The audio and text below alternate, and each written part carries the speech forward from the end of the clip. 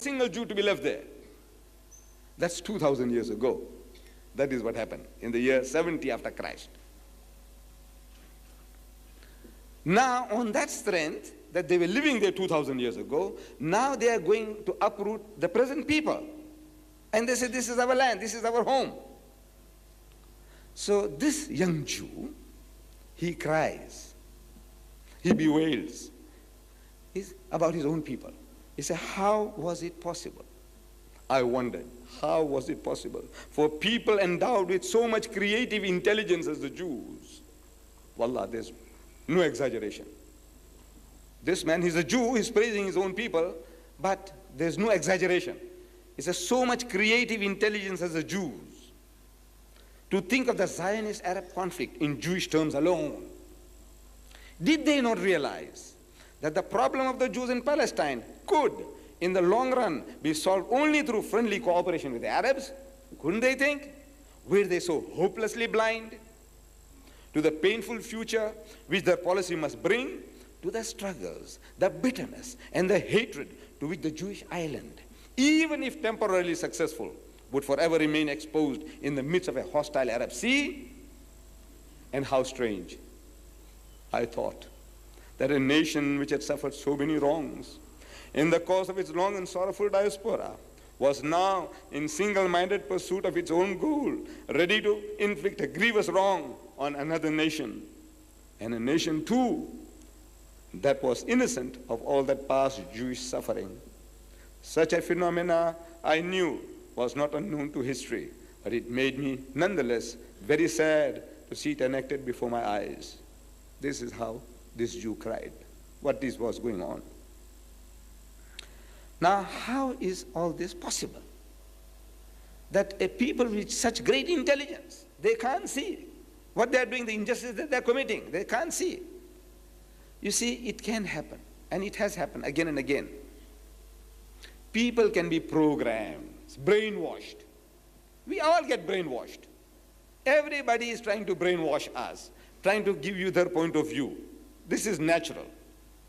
And the Jews, they had brainwashed themselves, and they brainwashed the Christians. And the way they did it, you know, I have been more fortunate than most of you in having a first-hand experience of all these, what I'm relating to you now.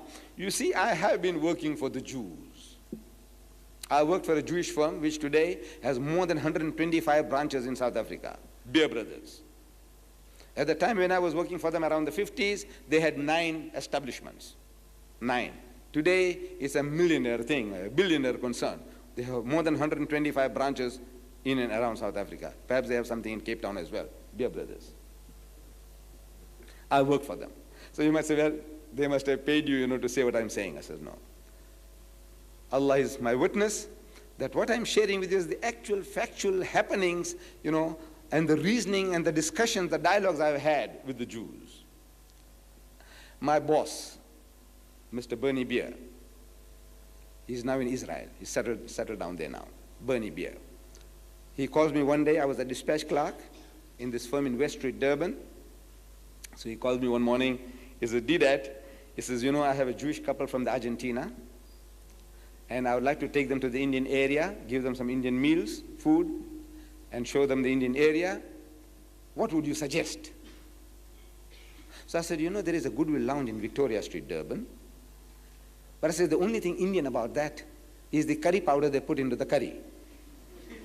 It's all Western. It's like a Western hotel, but the curry powder makes it Indian. So I said, but look, why don't you come to my house, and I will give you what we eat, and I will play some Indian music in the background.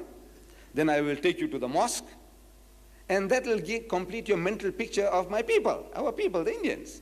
Oh, he says, that's an idea, but let me find out from my wife. The Westerner doesn't do anything without consulting his wife. He said, look, I'll find out from my wife and I'll let you know tomorrow. Next morning, he calls me again. He says, Deedat, my wife is very happy about what you are suggesting, and he takes out 3 pounds, which was a stupendous amount those days. He said, look, take this. It might help you in arranging the meals. I said, no, sir, keep it. He said, no, it'll help you. I said, thank you. Made the appointment. According to the appointed time, they came. I lived right in the center of the town, near the Juma Masjid, within a year short of the Azan, in a building called now Rajab building, just across about 100 meters away. So they came, I welcomed them, Mr. and Mrs. Beer, Mr. and Mrs. Daniels of Liquor Products, they have the juices they make. They had a factory in Durban, and this couple from the Argentina. I welcomed them home, we sit down to eat, our roti. I know you know roti. I said, this is the unleavened bread of the Jews. Unleavened means without yeast. So this is the unleavened bread of the Jews. And they enjoyed the meal. And we eat up with our hands. I says, Jesus Christ also was washing his hands before eating. So we do the same. We wash our hands and we eat. And as soon as we finish the meals, we heard the azan. We can hear the azan from from our dining table. So I said, you hear, sir? That is the Muslim call to prayer. You know what he's saying? He says, no. I said, he's saying, Allahu Akbar, which means Allah is the greatest, Allah is the greatest. Allahu Akbar. So Allah is the greatest, Allah is the greatest. He repeats it 4 times. Then he says, Ashhadu an la ilaha illallah, which means I bear witness that there is no other object of worship but Allah. He repeated it twice. So Ashhadu anna Muhammadan Rasulullah. He said, I bear witness that Muhammad is the messenger of Allah. He's not God, he's not his son. Don't make a mistake like the others have done. We are warned that they have made the heroes into gods, they made the prophets into gods. Don't you do that. The Muslim is warned. Muhammad is only a messenger of Allah. If you accept these 2 fundamentals, that there is but one God and Muhammad is his messenger, so what is the message? The Muazzin continues. Hayya ala salat, he says, come to prayer. Hayya ala salat, he says, come to prayer. Hayya ala al-falah, he says, come to success. Because this is the real success. That you remind yourselves about your duties and obligations towards your fellow human beings and your duties and obligations towards your Creator. If you want to be successful, there is no other way. And he winds up the call, as he was doing, I was explaining, by saying, Allahu Akbar, that Allah is still the greatest, Allah is still the greatest. Whether you come or you do not come, you will not lower him in his exaltation, in his majesty, in his glory. He still remains supreme. And the final words of warning he gives is, La ilaha illallah. In other words, there is no other object of worship but Allah. You can keep on worshipping your man gods, your woman gods, your money gods, but remember this, that the only one who deserves to be worshipped is him. And this is the national anthem of the Muslims wherever they live. And when the Muslim hears the call, he can hearken to the call without having to ask who is tolling the bell, whether he's an RC or a DRC. RC means Roman Catholic and DRC means Dutch Reformed Church. No, you don't have to ask. You hearken to the call. Whether in India, whether in China, whether in Turkey, whether in Nigeria, wherever you hear the call, you can hearken to the call without questioning who is ringing the bell. So as soon as Azan was over, I said, look, sir, if you like, we can go down and we can see how a Muslim pray. He said, Deedat, will be allowed? I said, of course, sir. We are very tolerant. The Arab is not that tolerant, He doesn't want these people, non-Muslims, to come near the masjid. Our Nabi Kareem sallallahu alaihi wasallam opened the Masjid al-Nabawi for this Christian deputation for 3 days and 3 nights. They slept in the mosque, they discussed in the mosque, they ate in the mosque. 3 days and 3 nights. And when Sunday came, our Nabi Kareem sallallahu alaihi wasallam, he offered the masjid. He said, you can offer your prayers here. He was that tolerant. But we have become intolerant. The best place where you can invite people is to visit your masjids. Because what impact the salat has upon the unbeliever, the non-Muslim, you don't know. When we go into the sujood, what happens to him? You don't know. There's nothing there, and you go down to the ground, down to the dust. He just can't understand, what is this? So I said, no, you're welcome, sir. So I took the half a dozen.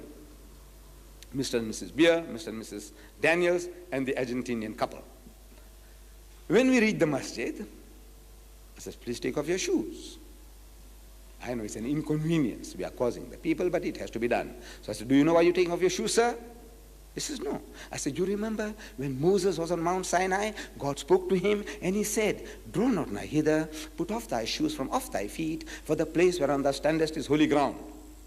Of course, if they were Afrikaners, I would have said, en hy sê, moenie nader kom nie, trek jou skoene van jou voete af, want die plek waar jy opstaan is heilige grond.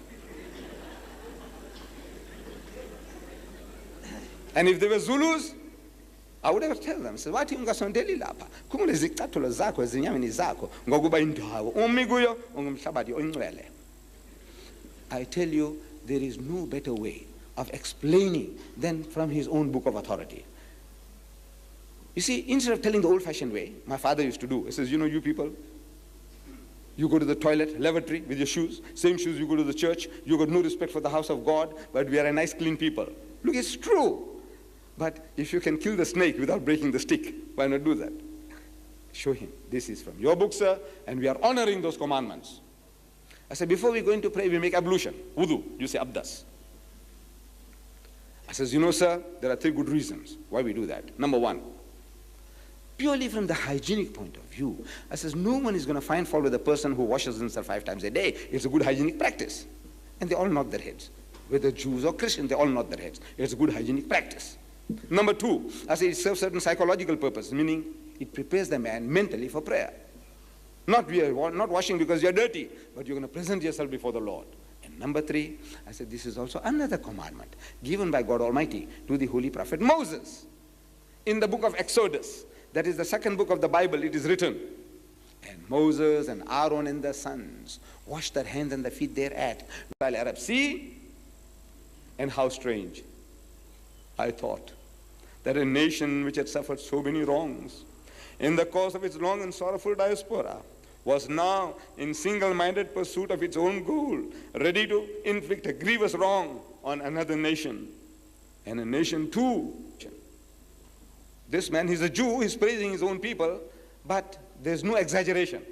It's so much creative intelligence as the Jews to think of the Zionist-Arab conflict in Jewish terms alone. Did they not realize that the problem of the Jews in Palestine could, in the long run, be solved only through friendly cooperation with the Arabs? Couldn't they think? Were they so hopelessly blind to the painful future which their policy must bring, to the struggles, the bitterness, and the hatred to which the Jewish island, even if temporarily successful, would forever remain exposed in the midst of a hostile single Jew to be left there? That's 2,000 years ago. That is what happened in the year 70 after Christ. Now, on that strength, that they were living there 2,000 years ago, now they are going to uproot the present people. And they say, this is our land, this is our home. So this young Jew, he cries, he bewails about his own people. He said, how was it possible? I wondered, how was it possible for people endowed with so much creative intelligence as the Jews? Wallah, there's no exaggeration.